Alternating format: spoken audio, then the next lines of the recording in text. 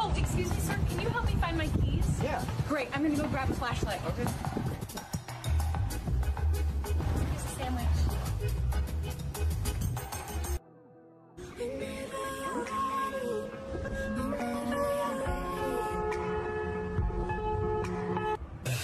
Influencers. Всеки ден сме заобиколени от социални медии, снимки на идеален живот и безкрайни реклами, поднесени от нашите любими инфлуенсъри. Но зад блестящите снимки и сладките усмивки се крие нещо по-мрачно. Как инфлуенсърите ни манипулират и каква е истина зад кадър? Пригответе се за разкрития, които ще ви накарат да се замислите за всички от тези моменти, в които сте се чувствали недостатъчни. Идеализирани реалности. На пръв поглед инфлуенсърите изглеждат като перфектни хора, живеещи перфектен живот и имащи перфектно семейство. Но зад камерата не всичко е толкова розово.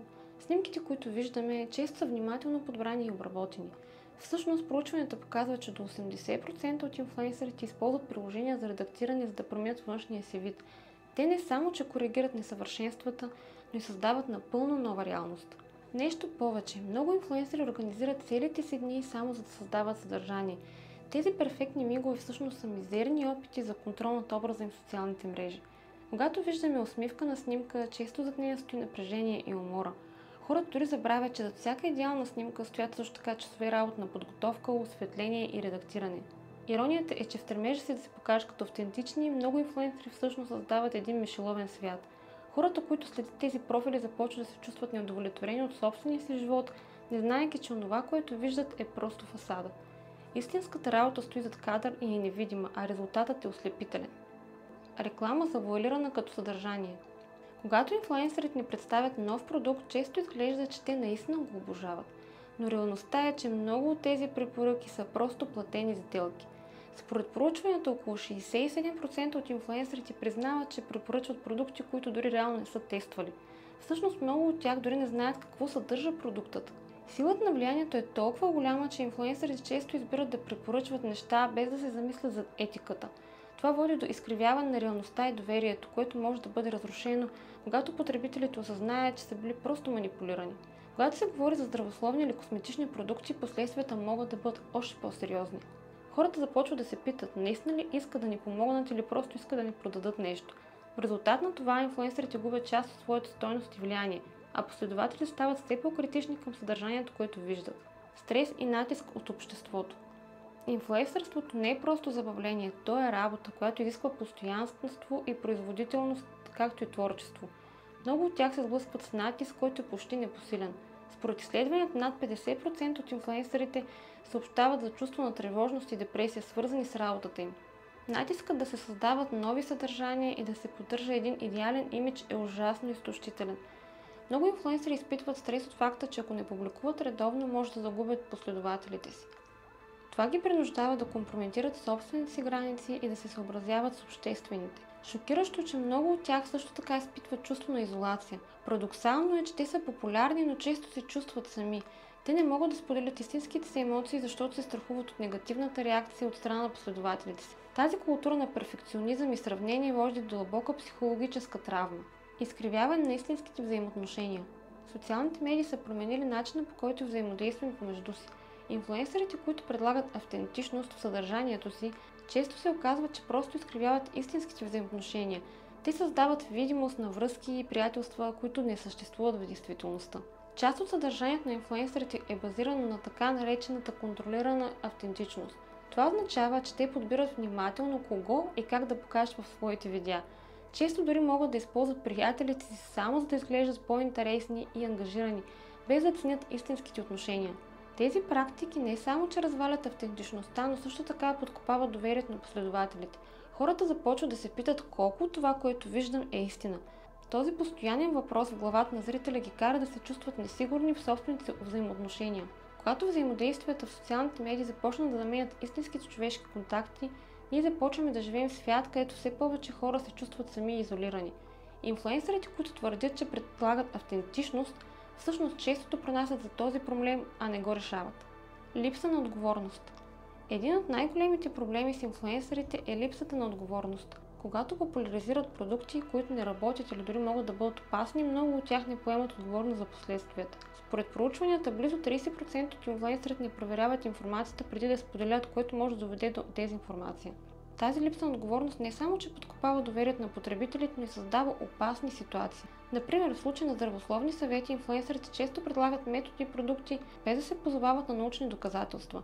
Резултатът е, че последователите им могат да се окажат в опасност. Това поведение също така подкопава авторитета на индустрията и поставя под въпрос истинността на информацията, която получаваме в социалните медии. Зависимост от одобрение. Soциалните медии са среда, в която одобрението се измерва в лайкове и коментари. Инфлуенсърите често се чувстват зависими от тази валута на внимание. Според проучванията, 68% от инфлуенсърите признават, че се чувстват стресирани, ако публикациите не получат достатъчно лайкове. Тази зависимост може да доведе до сериозни проблеми с психичното здраве, включително тревожност и депресия. Тази безкрайна гонитба за лайкове създава среда, в която инфлуенсърите са принудени да променят съдържанието си, за да угодят на аудиторията. Вместо да споделят автентични моменти от живота си, те започват да създават съдържание, което продава и което ще привлече повече внимание. В крайна сметка те губят част от себе си в опитите да угодят на обществото. Ироничното е, че с нарастващото число на последователите, инфлуенсърите често се чувстват по-осамотени. Вместо истински свързани взаимоотношения, те са обградени от виртуални приятели, които всъщност дори не познават. Тази бездна между реалността и виртуалността е опасна и може да доведе до още по-голяма зависимост от социалните медии. Култура на перфекционизма. Инфлуенсърите често поставят перфекционизма на пиедестал, създавайки невъзможни стандарти за красота и успех. Тези идеализирани образи могат да доведат до дълбоки комплекси в последователите. Според проучванията, 73% от младежите се чувстват, че трябва да изглеждат по определен начин, за да бъдат приети в обществото.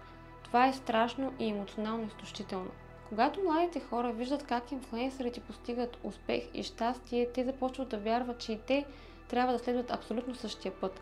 Но зад перфектните образи стои много работа, саможертва и често жертвен дори на личното здраве. Инфлуенсърите не говорят за тези аспекти и по този начин създават иллюзията за безпроблемен живот.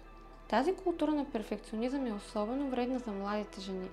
Възможността да се сравняват с идеализирани образи в социалните медии може да доведе до съжаление и ниско самочувствие. Много от тях започват да поставят стойността си в зависимост от това как изглеждат, а не от това какви хора са всъщност. Липса на откритост за психичното здраве. Инфлуенсърите рядко говорят открито за проблемите с психичното здраве. Според проучванията, само 12% от тях споделят за трудностите, които изпитват в живота си. Вместо това, те често представят само позитивната страна, оставяйки важните теми настрани. Това създава среда, в която хората се чувстват изолирани и сами в своите борби. Шокиращото е, че много инфлуенсъри се страхуват да споделят за своите емоционални проблеми, защото не искат да загубят последователите си или да изглеждат дори слаби. Този страх поддържа мита, че успехът и щастието идват без трудности и предизвикателства. Когато инфлуенсърите не говорят за своите борби, последователите остават с впечатлението, че те са единствените, които изпитват трудности.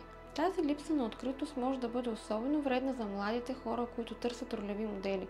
Без истински примери за това как се справяме с проблемите, те може да се почувстват безнадеждни и дори самотни. Отворен разговор за психичното здраве е необходим, за да се създаде по-подкрепяща и приемлива среда. Загуба на автентичност. Когато инфлуенсърите започват да печелят пари, много от тях губят своята автентичност. Те започват да следват популярни тенденции, вместо да се фокусират върху това, което ги прави уникални. Тази загуба на автентичност е особено очевидна, когато инфлуенсърите, които преди са споделяли лични истории, започват да създават съдържание, което просто следва формата на успешните постове. Тази тенденция може да доведе до скука и разочарование сред последователите. Когато виждаме същото съдържание от различни инфлуенсъри, ние започваме да се чувстваме разочаровани и загубени. Иронията е, че стремежът към успех всъщност убива уникалността, която първоначално е привлякла последователите.